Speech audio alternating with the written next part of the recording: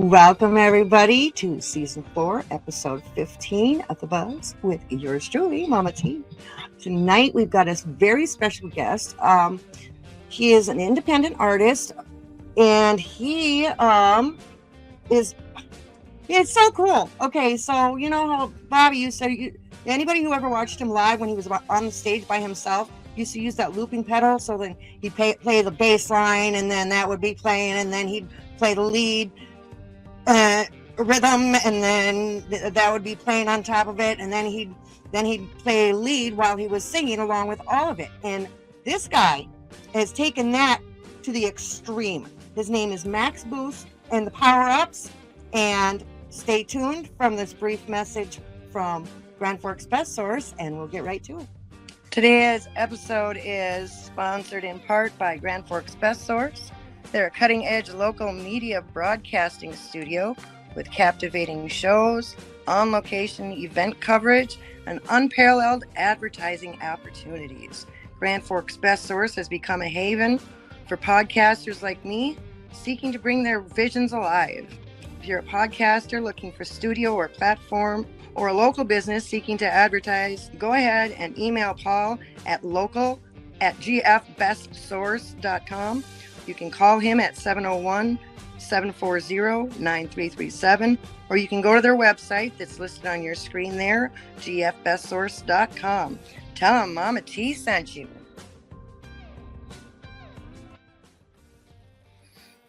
Hey. Welcome to the show, Max. Yes, thanks you for having me. Or should I call you Brian? Either one is fine. My friends have all called me Max since I was little, so my last name is Maxwell. That's where that comes from. Ah, I see. So tell everybody a little bit about who Max Boost is. How do you describe yourself? Yeah, so I'm a solo independent artist. I'm a multi-instrumentalist. I've been a musician for about 20 years. I started off mostly just backing people up in their bands. I started off primarily a bass player, played bass in tons of bands for tons of years, played a lot of shows and everything, primarily just as a backup band, rhythm section for other musicians. And then it was around the COVID lockdown that I sort of wasn't in bands anymore, and I had some extra times, and I'd written a few songs over the years that were maybe like a little bit too weird to play for any of my bands. And they were, nobody wants to listen to the bass player's songs. So I had the opportunity to just start doing it myself. And what I started off doing is just, I had no real goal. I was just like, I'm going to try to record an album myself, try to learn how to record and produce everything, just from my bedroom on a laptop.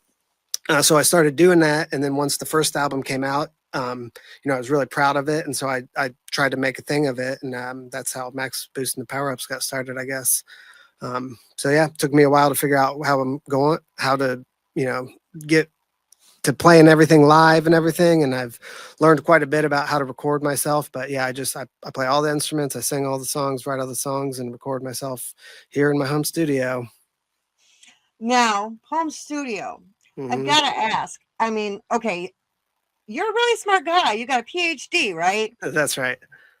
And so what do you do?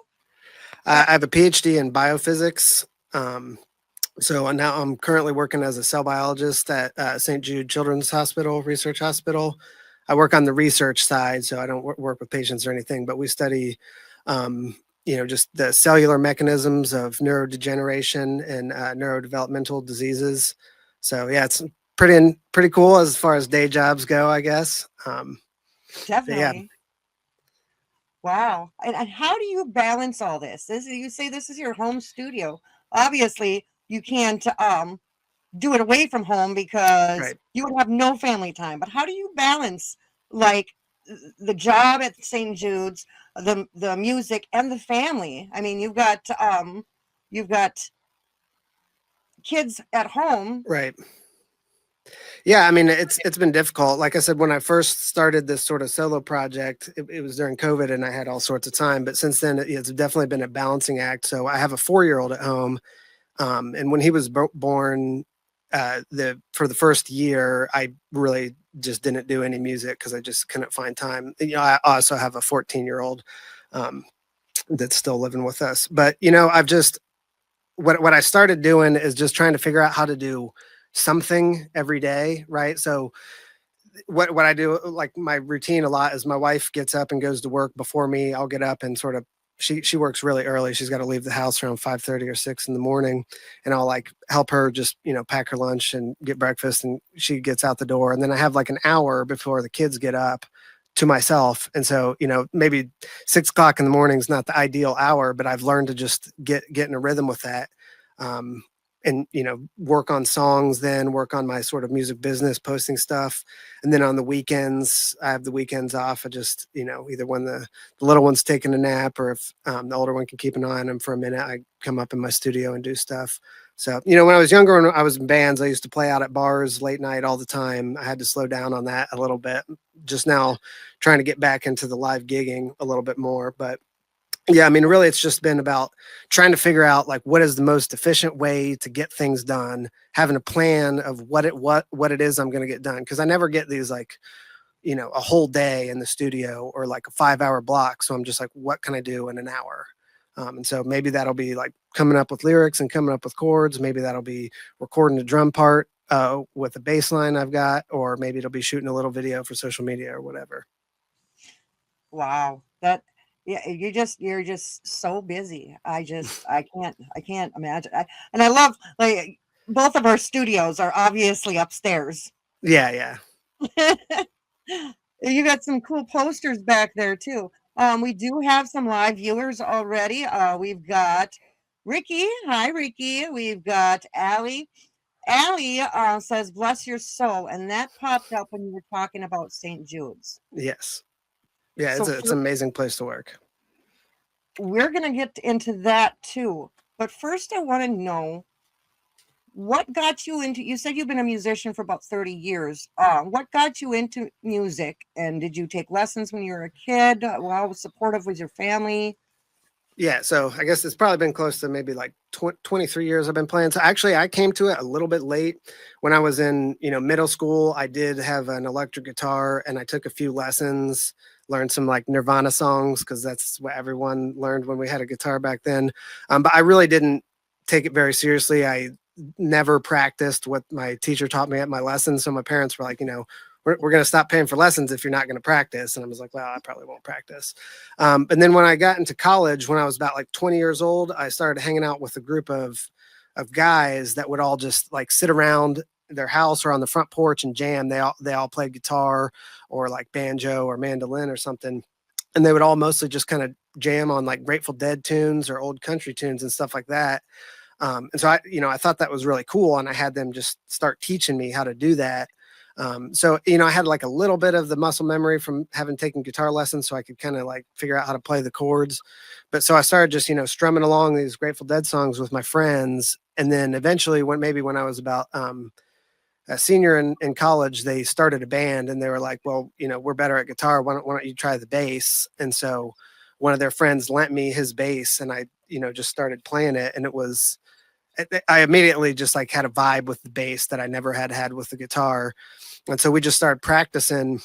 I had one of my friends give me sort of one lesson on the bass, and then we just started jamming on these songs, mostly cover songs. And I probably played my first gig in front of a decent sized crowd, maybe like 50 to 100 people, like maybe only a month or two after I started playing. And I loved it. I was on stage for that first time. It was this really funny situation because the guys I was in a band with, they were like pretty skilled musicians, and they were all like super nervous about this show, and were like didn't want to talk to them, but they were like so nervous, and I was like not nervous at all.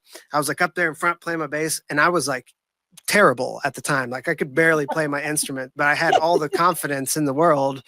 And so I kind of fell in love with it. Then I played with those guys, and then just over the years I started just bands always need a bass player, so I would just jump in whatever band needed me. And I played in a heavy metal band. I played in some like math rock, prog rock stuff. I played in a lot of folk and country bands, a little bit of bluegrass. I would back up a lot of singer songwriters. At some point, I always played the electric bass, but we'd go camping a lot.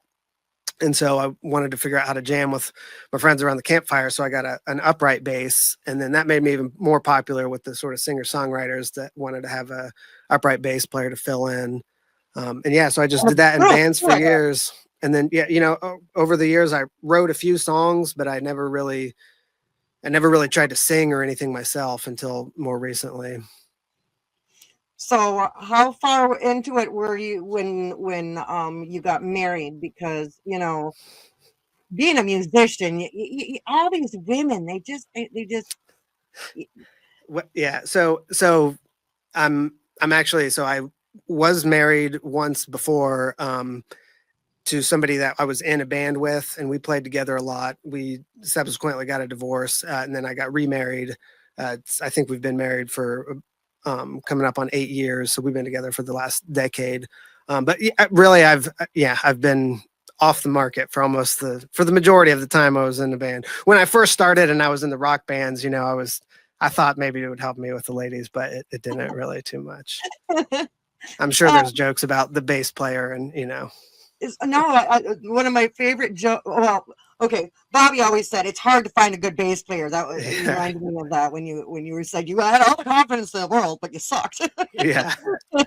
uh, no, one of my favorite jokes is don't go for the lead singer, go for the drummer and Hmm. upset the entire hierarchy. So we do have an audience question already. Yes. Do you play at private gigs or have any plans to? Yeah, I would love to. So that was when I used to be in a band with my ex partner. We played a lot of like private house parties and stuff like that. So I learned how to run all my own sound, and like I have my own PA. So I would love to do that. Those gigs I like more sort of than the traditional bars and stuff. So I have this whole setup. It took me a long time to figure out like how exactly to play my stuff live by myself. Like I can sing and play guitar, but that's just not really my thing. So like you said, I do this whole live looping thing. But yeah, my plan is to just start getting back into more live gigs. And once I get my name out there, to play more like backyard parties, breweries, house parties, and that kind of thing. Yeah, that's something I'd love to do. Um, Somebody else commented, Max Boost and the Powerups.com, nice site. Oh, thank And you. yeah, that is actually a really cool. So I'm going through this and oh, we've got our DJ Soko on. He says bass is as or more important than the drums. Yeah, maybe Yeah, gotta have it, yeah. What was I saying now? Gee, Soko, yeah, yeah. I forgot what I was gonna say. something about Oh, the website. oh yeah, yeah, yeah, yeah. Sorry. I'm going through that, and you refer to yourself as a mad scientist, Right. like Dr. Moreau, Doc Brown, and Professor Herbert J. Farnsworth. Oh my goodness. And I know who all three of them All are. right. If anybody doesn't know who at least Doc Brown is, I mean, come on. But Yeah. Herbert J. Farnsworth, I watched that show from beginning to end, and I think they restarted it too. Yeah, I've watched that's one of my favorite shows of all times, Futurama. Oh, those smart shows like that one and Rick and Morty. I don't Hmm. know. I'm I'm a big sucker for adult cartoons. Yeah. So when did you get into when did you decide that you wanted to be a doc, get your doctorate, like your PhD? Like, how did that fit into all the music and everything? Yeah, that's a good question. So, when I started playing music, I just played with my friends, and like I enjoyed being in a band, but I never really thought, because I had sort of come to it late, and I never really like thought of like being a musician full time. So when I graduated college the first time, I had an undergraduate degree in physics. I kind of wasn't sure what I wanted to do, but pretty quickly I decided I wanted to just go back to grad school. And I was playing in bands at the time, but like I sort of like learned. I went from being a beginner player to an advanced player while I was in grad school, probably. So, I got an undergraduate degree in physics, and I knew I wanted to like not quite do physics because it's mostly just math, which I learned not until after I was, far into it. So I wanted to do biophysics, learn a little bit biology so I could, do something that just seemed more, I don't know, had like practical applications more so than like theoretical physics. So I went to school in a biophysics program for grad school. And during that time, I was, with my former partner who played music. And that was like, at the time, it was probably my first or second year in grad school where that band started to really pick up. And so that was a pretty intense time in my life because I was working, in the lab. My graduate advisor was he was pretty intense, demanding guy, which sometimes professors can be that way, but I would say I was probably in the lab, 10 hours a day, Monday through Saturday, probably worked about 60 hours a week. And then it was almost like every Friday and Saturday we were going out and playing 4-hour gigs. We'd play a mix of covers and originals at bars or restaurants where like I'd be running the sound.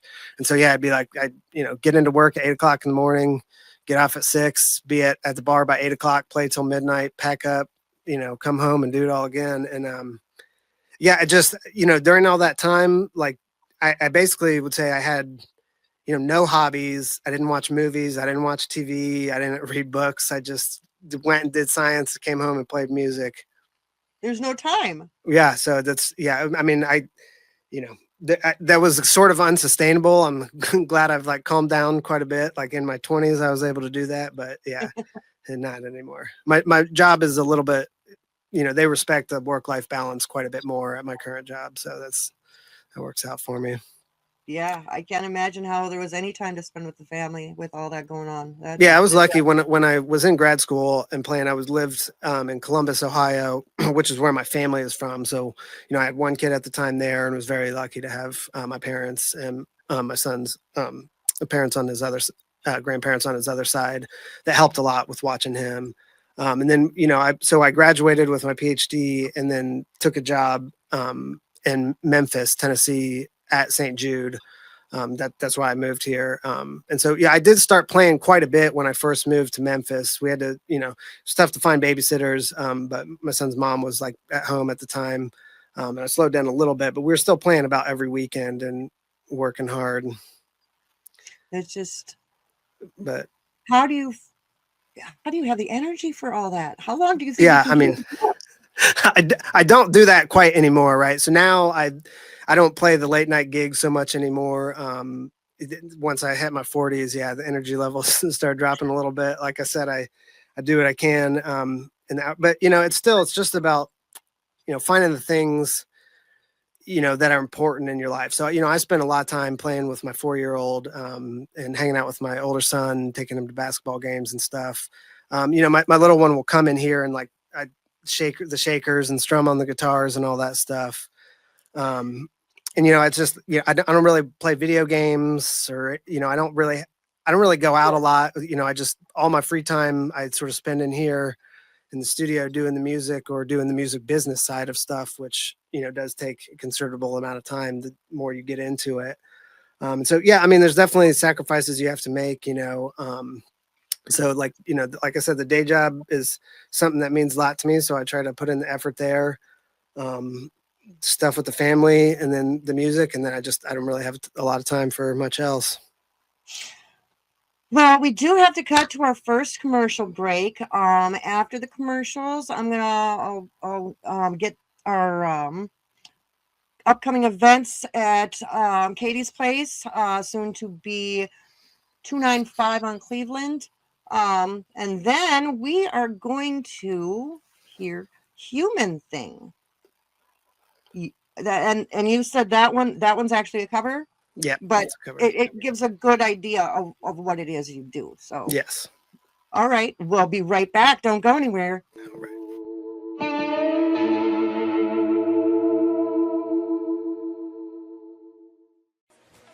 When it comes to podcasts and social media, stick with the best. Grand Forks' best source. Keep up to date with local happenings and news. Interviews with city leaders, athletes, nonprofits, and of course, lots of feel-good stories. You know, Grand Forks Best Source is a great way to advertise your business or events with the most economical ad packages available. And contact us to find out how you can have your own podcast with the best studio in the area. Check out Grand Forks Best Source on your favorite social media app. Grand Forks Best Source, the Forks' best local podcast. Call 701-213-0863 or online at gfbestsource.com. We love the Forks.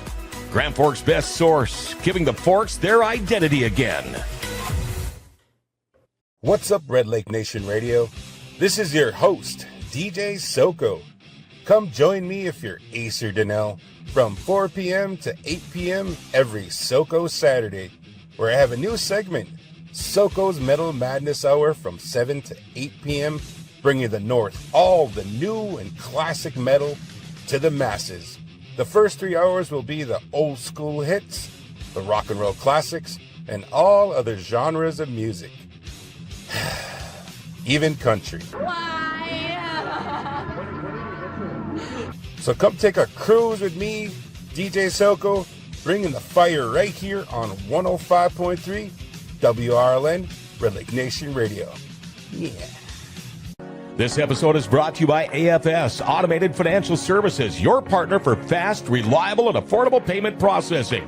Whether you're taking payments at the counter, on the go, online, or through a full POS system, AFS makes it easy to get paid anywhere, anytime. They handle credit, debit, EBT, gift, and loyalty cards across every industry and touchless options available for all in-person transactions. Entrepreneurs and ISOs can even earn monthly residuals through AFS partnership opportunities. The tools are yours. The income is yours. You'll get approvals in under an hour. 24-hour equipment deployment or reprogramming. Low, simple rates, matched or beaten, or they pay you, and 24/7 live customer service. You get the technology, rates, and support your business deserves.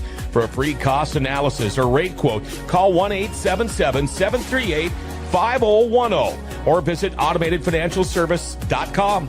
AFS, smart technology, real service, better business. Visit littlebobbybuzz.com, your source for Little Bobby merch and music. Keep up with the bar and don't forget about the buzz with Mama T. That's littlebobbybuzz.com.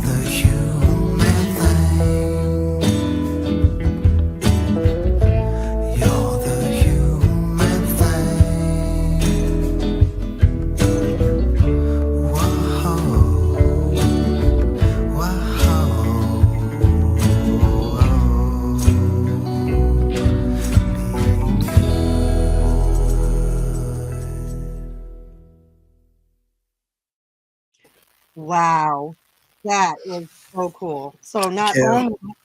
only are you a genius biologist and biophysicist, but you are also a very talented musician. That was just the coolest thing. Thank you.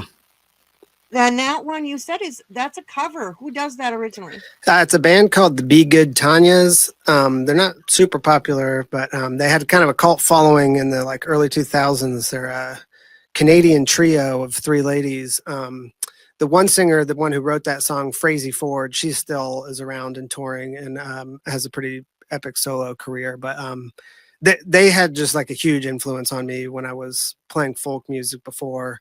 And so that cover actually came. I'm in this group of international group of music producers, and we have these like monthly challenges to like produce and submit songs. And every March, I guess it's for International Women's Day, they tell us to like do a cover or a remix of a song by one of our like women songwriter heroes. And so I picked that one a couple years ago. I'm going to have to check them out now, Yeah, they're amazing. They put out like 3 albums, like right around from like 2000 to 2004. Just these like 3 just very mellow Canadian women. And it's just what I love about it is like it's just this real folky Americana, but it has like just this groove to their songs that is like so strong. And that's what's important to my music. My like that song is by far one of my most like chilled out mellow songs. Some of my stuff is pretty heavy. But like everything I do, I try to have just that like groove to it, and it's just I like a lot of folk music, but I just love the way, and their harmonies are amazing too. So And my name is Tanya, so I have to, I yeah. mean, so as far as your originals, what Mhm. inspires you? What is your creative process? Does it come to you in a dream? I mean, does Yeah. you get the lyrics first? I mean, how do you create? Yeah, so it's kind of different for every song. For the first, when I really first started doing the solo stuff, it was mostly I would make all the instrumental stuff first. I would either come up with a bass line or a guitar part, and usually I'd have like almost a completely finished like instrumental, and then like struggle to come up with lyrics for it. Um, and most of my lyrics are pretty autobiographical, I guess, or about just stuff I think about. But since I've over the last couple of years, I've gotten to be, I think, quite a bit better of a songwriter, and more comfortable with writing lyrics and stuff. Now it's kind of switched, and a lot of times I'll just be whatever, like washing dishes in in the kitchen, and some lyric will pop into my head, and then I'll just start writing it. But even when I do like write the instrumentals first, I almost feel like a lot of times, like I'm not even writing the songs; they're just like coming to me, And sometimes I'll start writing lyrics, and like I'll have like a general feeling about them, but I won't even know what the song is about until sometimes I'm finished and I'm looking back and I'm like, oh, that maybe that's what that song is about. So sometimes like different songs are different. Some of them where the lyrics are like less clear or narrative. Yeah, it's just the lyrics will just come to me and I'll start singing stuff. And then also more recently, since I've been doing this live looping thing, some of the songs, my more recent songs, I'll start off with by I'll have a drum beat loaded. I'll push play and I'll just record myself, just completely improvised jamming, and then I'll just start saying whatever words come to my head, just like getting funky on Friday night or whatever. And then I'll just say whatever. And then like I'll go back and edit it. But those original ideas will come from a completely improvised jam that I've done basically by myself. I like that. That it is. Um, let's see. There was something I wrote down here. I was going to ask you. Okay, well, you mentioned the Be Good Tanya's, Mhm. Grateful Dead, Nirvana. Who are some of your favorite bands? Yeah. Besides So that my influence your right. But music? so my favorite band of all time is Primus and Les Claypool. So he's, the weird, wacky prog rock kind of stuff. If you know Primus, that's my favorite band. I've seen them a ton. And it doesn't come through on a lot of my songs, but a lot of people will say that they hear that influence in my music. I also like some of the heavier stuff like Tool, like Rage Against the Machine. But I listen to a lot, a pretty wide range of stuff. Led Zeppelin, that's one of my favorite bands. So like, they have those like really heavy riffs, and all guitar players want to write those really cool riffs. Another one of my biggest influences, Parliament Funkadelic. So my last album was actually a pretty funk heavy album that, very reminiscent of what basically my interpretation of what Funkadelic tried to do. That was some of the first shows. My best friend's older brother took us to see a Parliament Funkadelic show, and that was one of my first real concert experiences.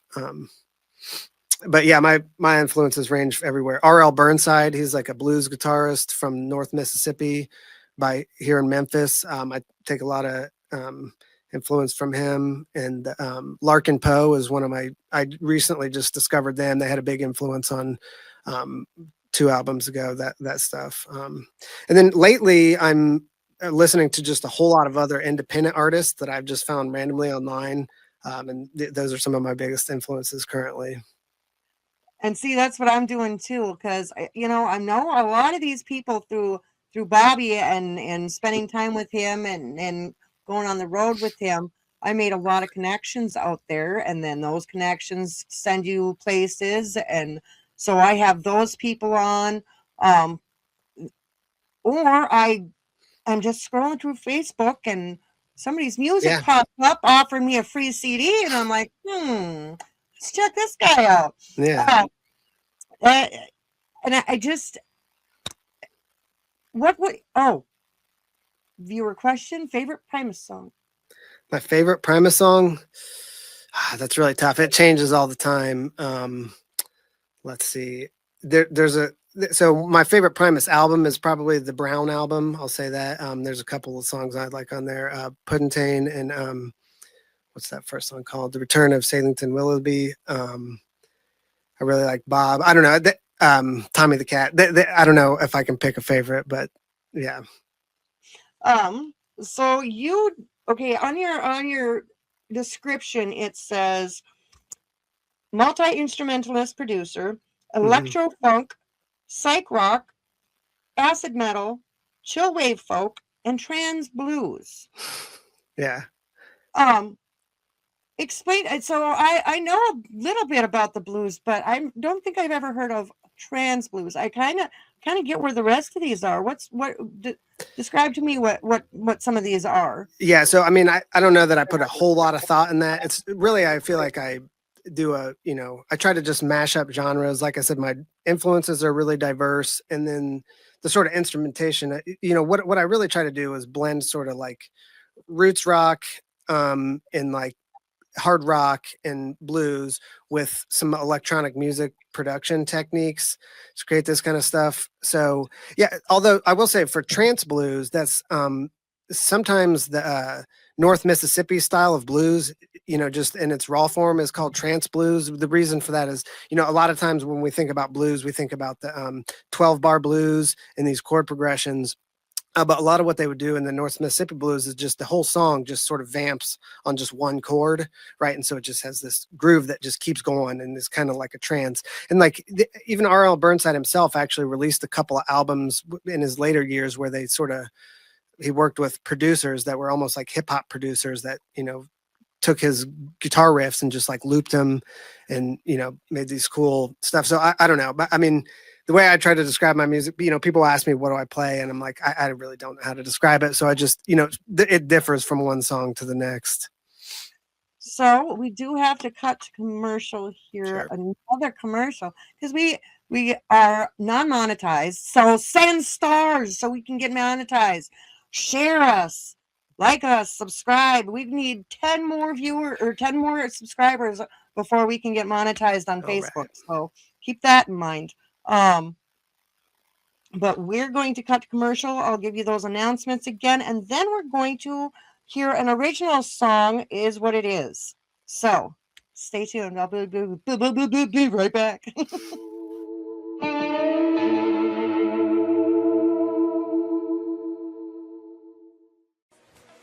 When it comes to podcasts and social media, stick with the best. Grand Forks' best source. Keep up to date with local happenings and news, interviews with city leaders, athletes, nonprofits, and of course, lots of feel-good stories. You know, Grand Forks Best Source is a great way to advertise your business or events with the most economical ad packages available. And contact us to find out how you can have your own podcast with the best studio in the area. Check out Grand Forks Best Source on your favorite social media app. Grand Forks Best Source, the Forks' best local podcast. Call 701-213-0863 or online at gfbestsource.com. We love the Forks. Grand Forks Best Source, giving the Forks their identity again. What's up, Red Lake Nation Radio? This is your host, DJ Soko. Come join me if you're Ace or Donnell from 4 p.m. to 8 p.m. every Soko Saturday, where I have a new segment, Soko's Metal Madness Hour from 7 to 8 p.m., bringing the North all the new and classic metal to the masses. The first 3 hours will be the old school hits, the rock and roll classics, and all other genres of music. Even country. So come take a cruise with me, DJ Soko, bringing the fire right here on 105.3 WRLN, Red Lake Nation Radio. Yeah. Grand Forks, start your engines and listen close. The Red River Valley Motorcyclist Spirit of America Bike and Car Show is rolling into the Alara Center for an action-packed weekend you don't want to miss. Saturday, May 2nd and Sunday, May 3rd. Admission is just $10. Kids 12 and under get in free with a paying adult. But here's where it gets big. Raffle tickets are just $50, and only 4,000 tickets will be sold. That's it. Once they're gone, they're gone. Now, those $50 tickets, they give you a shot at over $100,000 in prizes, including a Harley-Davidson Road Glide. Second prize is a Polaris Ranger Crew Cab Trail Boss with trailer. Third prize, a Yamaha Gas Golf Cart. Get your $50 raffle ticket now by calling Tim at 701-739-1605 or stop in at Brewski's. And remember, every dollar raised benefits the Veterans Honor Flight of North Dakota and Minnesota, helping honor the men and women who served our country. $10 to get in, $50 to win big. Only 4,000 raffle tickets available. Call 701-739-1605 or visit Brewski's in Thompson today. Spirit of America Bike and Car Show, May 2nd and 3rd at the Alara Center. Visit littlebobbybuzz.com, your source for Little Bobby merch and music. Keep up with the bar and don't forget about the buzz with Mama T. That's littlebobbybuzz.com.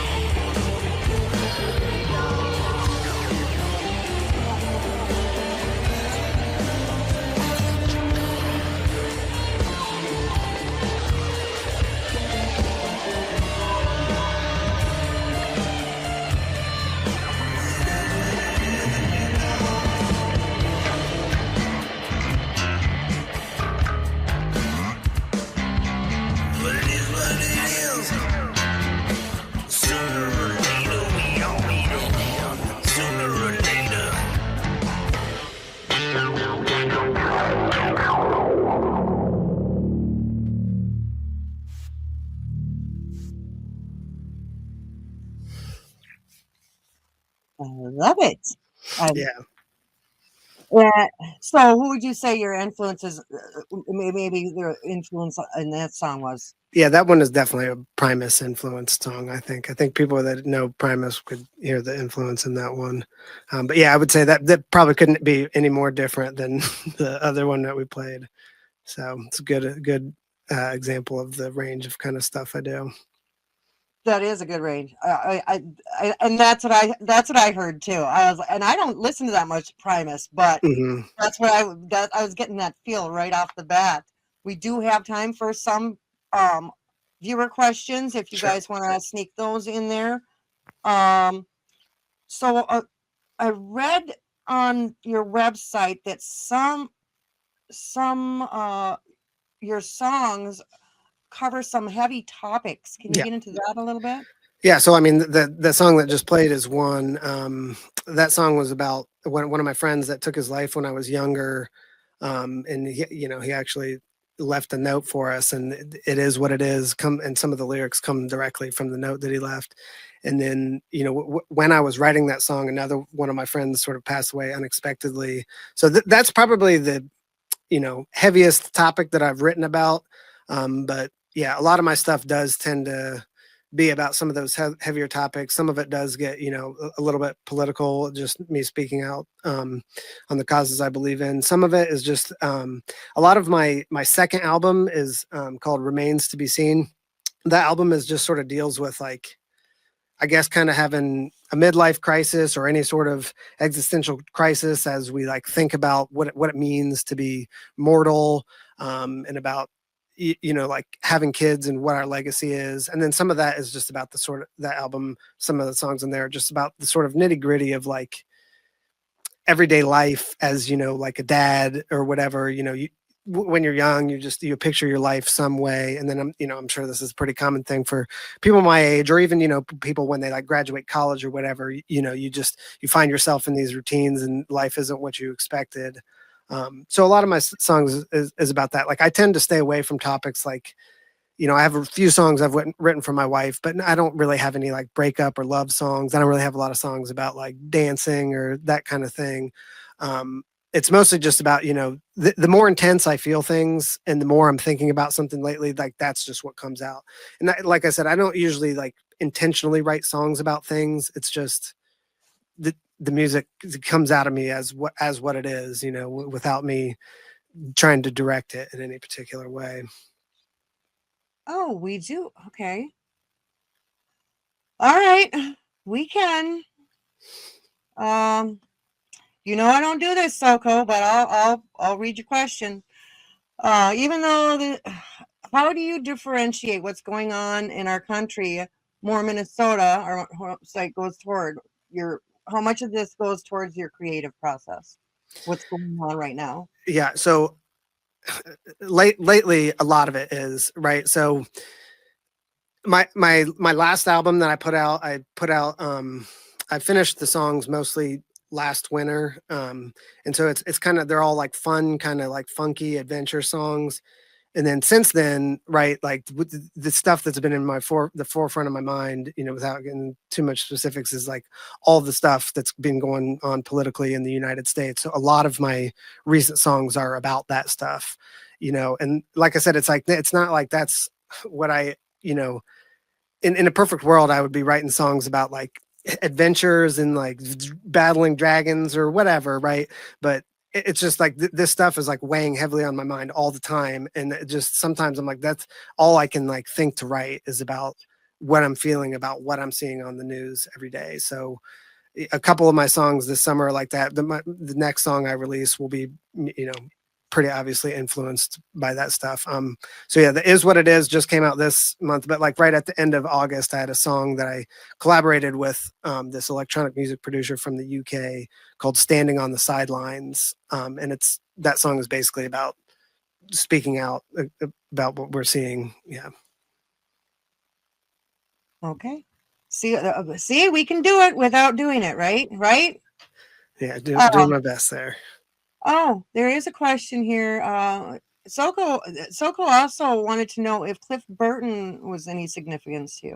Yeah, I mean, when I was younger, I was never like a huge Metallica fan, but I definitely when I was whenever the Black album came out, I was huge into that, and then I went back and listened to some of the Cliff Burton albums before. Sure, and so yeah, I mean, like I think Metallica's influence is like everywhere in heavy metal since then. So even if they were not one of my top favorite bands, and Cliff Burton, I would I definitely like there are some similarities in how I play. Yeah, he used a lot of distortion and effects on his bass that almost sounded like a guitar sometimes, and I definitely do some of that as well. Okay. Have you ever been interviewed before? So I did one other podcast with Henry Horror. He's one of my fans. He also found me online. He just has a small podcast. I think it was called the Inertial Channel at the time, him and his buddy. And then I think maybe in my old bands I'd been interviewed once or twice, but this is by far the most like official type of thing that I've done. Yeah. Yay! Yay! You're doing great though. You're doing awesome. I love guests where I barely have to say anything and they just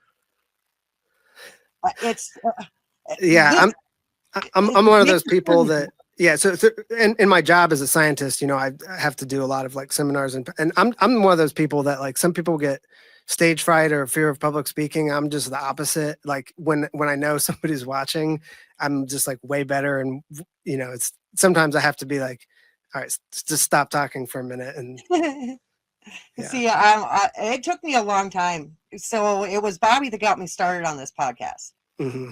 There's a little story behind it. There's a little backstory behind it. And if you watch the interview if you watch the episode where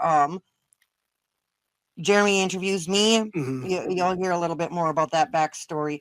But Bobby basically told me that you can do it, and I'm like, I couldn't even sing in front of people when I first started dating him. I knew him for 30 years, and when we first started dating, I couldn't even sing along to the radio in front of him, even when it was full blast, Mm-hmm. And by the time he passed away, he was pulling me up on stage. I mean, we went and did karaoke together. Yeah. He got me doing this podcast. He got me doing a newsletter. I mean, it just. Yeah. I mean, some people just pull that out of you, right? It's like you share their energy and yeah. And it did take me a while. I still, I still stutter a bit. I still lose my train of thought. I mean, I'm still aware people are watching me, Mm-hmm. but sometimes that goes away when I've got really good guests, and I appreciate. That's why I gotta say I appreciate it. Cool. What is your take on fasting? What? Okay, I don't know. Fasting.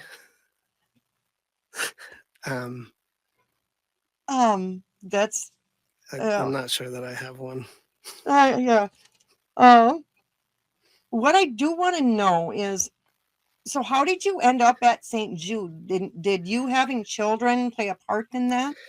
No, it was kind of totally random. So, when I was finishing up in the later years of my graduate program, I went to a recruiting event for my graduate program, trying to get undergraduates to join our graduate program, and there was a recruiter from St. Jude there. So, in the sort of biotechnology field, we do usually when people finish their PhD, you do like a postdoctoral science job, which is meant to be a kind of temporary research position that you have before you go on to becoming either like a staff scientist or a professor or whatever. And so St. Jude has a lot of outreach to try to recruit talented postdocs. And so I actually, at the time, I certainly knew of St. Jude as like this, amazing cancer hospital for children. But I think sometimes people don't realize how much of how broad their base of research that they do is, right? So there's the whole hospital side, but there are a whole bunch of labs that study like not even necessarily things that are related to cancers directly or pediatric cancers, but they have this whole state of the art research program. And so they try to recruit really hard. It is difficult sometimes to recruit top talent to Memphis, Tennessee, as opposed to, places like Berkeley or Harvard or the NIH. So they have this, good, strong outreach program to bring scientists in. And so somebody, talked to me about it. They invited me on campus, and I interviewed with several labs. And, I pretty much immediately after interviewing there knew that's where I would take a position. That's so awesome that you do that. I mean, and you see the St. Jude commercials all the time, and you get the little blanket teddy bear. Oh wait, that's the Shriners. I don't. Well, you still see the commercials. Yeah, I'm getting my commercials mixed up. We only have 2 minutes left, and I wanted you to play something. Did you have something prepared? Not necessarily. I mean, we can always think of a couple more questions, because I actually do have a couple more questions for you. Yeah, we can just go to the questions. Maybe I'll just show you guys my studio real quick here. So this is my looping studio. This is where I, this thing controls all of my different instruments that we play. Oh, what did I do there? And then I got all my guitars over there, and my electric piano back there. So this is where I sort of do all of my performing, and I'm trying to get into more live streaming performances. So if anyone wants to see me go live, I'll go live on TikTok and stuff sometimes and play here. But yeah, any more questions, that would be great. Let's see. Have you ever thought of doing a small gig for charity for St. Jude? Yeah, actually. So, but not since I've been doing it solo, but the last band I was in, right before doing this, we did this gig every year called Moonlighting for St. Jude, where it was really cool. It was I helped to organize it with another research scientist who's also plays bass in a band at St. Jude, and we put together this benefit concert where there was maybe 5 or 6 bands, and each of the bands had at least one musician that was also an employee at St. Jude. So yeah, I would definitely love to do more St. Jude benefit gigs, once I start, playing out a little bit more often. All right. But we have done some, yeah. That was our last question. If people want to find you on TikTok or on Facebook, where do they go to find your music? Yeah, so just Max Boost and the Powerups. I think it's on TikTok. It's probably Max Boost and the Powerups. Instagram, I think it's Max Boost Power Up. But my website there has links to all of my sites and all of my music online. I have CDs for sale. Sign up for my email list. You can get actually free downloads for my music and hear all my new songs before they come out. Awesome. Can we help you grow by following you on TikTok? Of course. Sure. Of course. You help everybody grow by following them on TikTok. That's what we do. And we help each other, and we're here for each other, and we support each other. And thank you so much for being on the show tonight. Thank you so much to all our great viewers out there. Thanks, and the great everybody. questions. And good luck to you in the future. I can't wait to hear some more of your music. For sure. Yep. Thanks so much for having me on. This was so cool. I enjoyed this so much. And it's only an hour. It went by so fast. It did, yeah. I love you guys. Keep the music alive, and we'll see you next week. All right. Today's episode is sponsored in part by Grand Forks Best Source. They're a cutting-edge local media broadcasting studio with captivating shows, on-location event coverage, and unparalleled advertising opportunities. Grand Forks Best Source has become a haven for podcasters like me seeking to bring their visions alive. If you're a podcaster looking for studio or platform, or a local business seeking to advertise, go ahead and email Paul at local@gfbestsource.com. You can call him at 701-740-9337, or you can go to their website that's listed on your screen there, gfbestsource.com. Tell them Mama T sent you.